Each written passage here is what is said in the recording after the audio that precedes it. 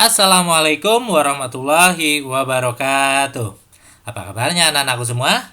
Ya, semoga kalian selalu sehat, selalu bahagia, dan selalu dalam lindungan Allah Subhanahu wa Ta'ala.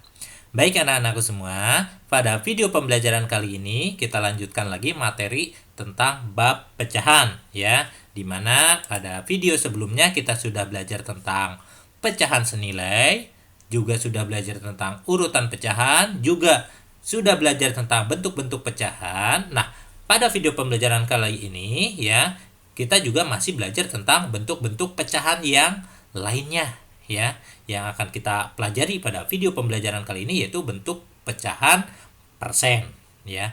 Baik anak-anakku semua, tanpa menunggu lama, mari sama-sama kita awali video pembelajaran kali ini dengan membaca basmalah bersama-sama. Bismillahirrahmanirrahim. Oke, ya. Seperti yang telah Mister katakan tadi, ya, kita akan belajar tentang bentuk-bentuk pecahan, ya. Ini bentuk pecahan yang terakhir yang akan kita bahas yaitu tentang persen. Ada beberapa materi yang akan kita pelajari ya tentang persen, ya. Oke, kita langsung saja ya. Persen. Nah, ini tanda persen, ya. Tanda persen atau lambang persen seperti ini, ya. Persen artinya per 100. Persen artinya per 100. Dengan kata lain, 20%, contohnya ya, 20% ini sama dengan 20 per 100. Persen itu artinya per 100, ya. Oke, ya, kita masuk materi yang pertama yang akan kita pelajari yaitu mengubah persen ke bentuk pecahan biasa atau pecahan campuran, ya. Oke, ya. Untuk mengubah persen menjadi bentuk pecahan biasa, ya, tulis bilangan sebelum tanda persen menjadi bilangan pembilang pecahannya dan 100 menjadi penyebutnya. Ya. Oke. Untuk mengubah persen ke pecahan biasa, tulis bilangan sebelum tanda persen itu menjadi pembilangnya ya, dan 100 menjadi penyebut pecahannya. Lalu sederhanakan pecahan tersebut. Oke. Lalu bagaimana ya dengan pecahan campuran? Ya, kita lihat contoh soal berikut. Ya. Yang pertama, 20% kita akan ubah menjadi pecahan biasa. Bagaimana caranya? Ya, seperti yang tadi, angka di depan persennya atau sebelum persennya ini jadi pembilangnya, persennya menjadi per 100. Jadi 20% ini menjadi 20 per 100. Setelah itu dibagaimanakan? Kita sederhanakan, ya. Kita sederhanakan, ya. Oke, 20 dan 100 itu sama-sama bisa dibagi 20. Jadi yang atas dibagi 20, yang bawah dibagi 20, ya. Boleh dari yang terkecil dulu, misalkan 20 dibagi 2, 100 bagi 2 sampai tidak bisa dibagi lagi, ya. 20 dibagi 20 ini 1 dan 100 dibagi 20 itu 5. Dan ternyata 20% itu ya kalau diubah menjadi bentuk pecahan biasa yaitu 1 per 5. Oke, contoh selanjutnya 150%.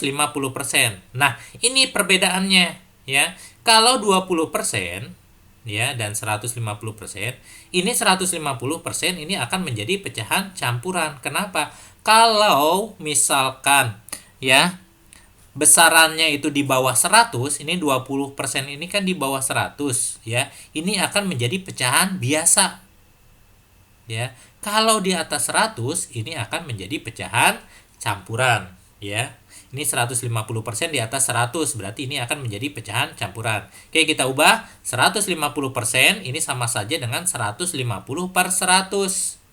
Kemudian kita sederhanakan, ya. Ternyata 150 dan 100 itu bisa dibagi 50, ya. 150 dibagi 50 itu 3 dan 100 dibagi 50 itu 2. Jadi 3 per 2. Nah, 150% itu jadi 3 per 2. Dan kita lihat yang atasnya lebih besar daripada yang bawahnya. Atau pembilangnya lebih besar daripada penyebutnya. Berarti kita ubah menjadi pecahan campuran.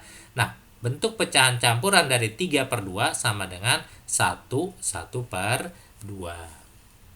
Oke, baik anak-anak, itu materi tentang mengubah persen ke bentuk pecahan biasa atau campuran.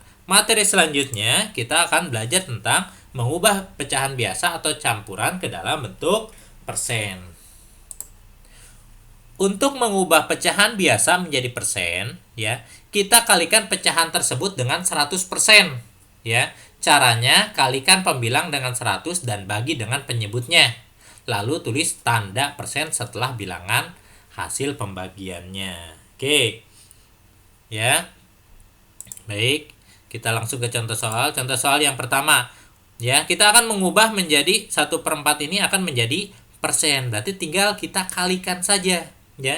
Kita kalikan, ya, 1/4 ini dengan 100. Yang atas pembilangnya dikalikan 100. 1 kali 100, ya, kemudian hasilnya dibagi 4. 1 kali 100 itu 100, 100 dibagi 4 itu sama dengan 25.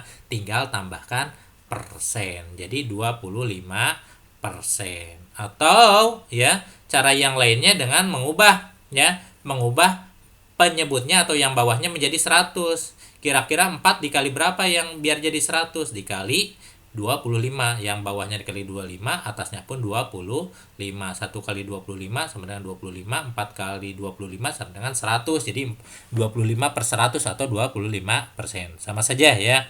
Oke, itu contoh soal yang pertama, yaitu mengubah pecahan biasa menjadi pecahan campuran. Lalu bagaimana kalau pecahan campuran dirubah menjadi persen? Ya. Oke, di sini 1/2/7.